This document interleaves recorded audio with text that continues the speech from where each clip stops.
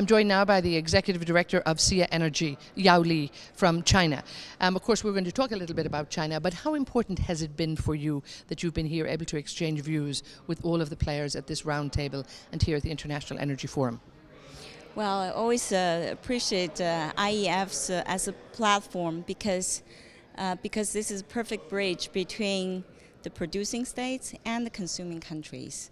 As you know, I mean, China cannot be a member of OPEC, and China is not a member of IEA and will not be a member soon.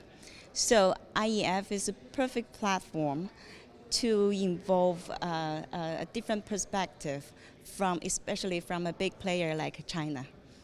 And again, looking at China, of course, everybody looked at China as a great savior when we needed some new energy demand on the market. It created new energy demand, and now we're in a position where there's a lot of oversupply. And sometimes we're hearing, oh, it's because of China. China's slowing down, so it's all China's fault. This is too big a burden for the country. But again, it's really the leveling out of the economy in China. But you have huge energy demand still, don't you?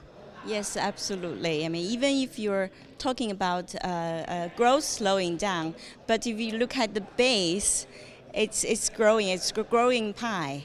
So with even a slower GDP growth, you still get the same, if not more, absolute GDP volumes added to the base. So, and also, I mean, we all know that the economic restructuring is badly needed for China. Slowing down is good for China. And again, that slowing down will still mean that there will be energy demand, and a lot of people really in maybe the rural areas too might be giving up their bicycles perhaps soon, and the demand for cars and all of that. So is there being a shift of more people coming into the big cities in China and therefore ultimately boosting energy demand in the country? Yeah, yes. First, to answer your question, yes, the energy demand growth is still robust, but there is a structural change. Previously, energy, especially oil, was much more of an industrial fuel. So it's related to GDP growth. But now, in current times, the oil demand is more related to consumption fuel. So as the vehicle fuel and for jet fuel for the plane, and LPG for residential and commercial use.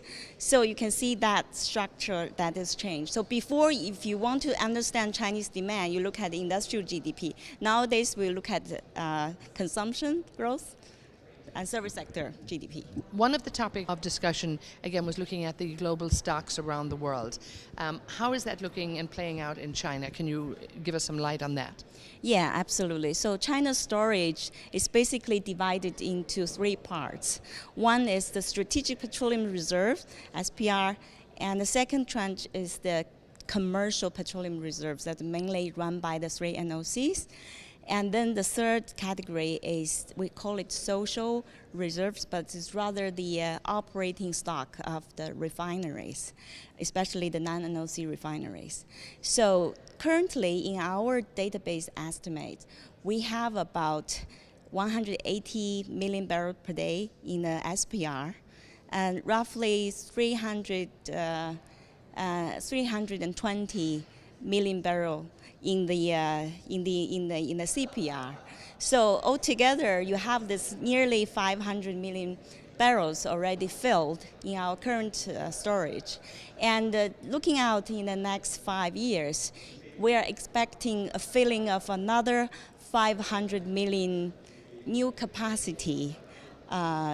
So if that implies, if you do it evenly, the filling, that implies about 270,000 barrels per day of filling. But of course, it doesn't happen that evenly. So this year in 2016, it's going to be a little bit more than that because of the infrastructure building pace and the refining utilization and the other factors. So this year, we are expecting around 300,000 barrels per day of filling to storage. So this is good for the producers because China is still buying oil, but in the longer term, maybe you're going to have too much.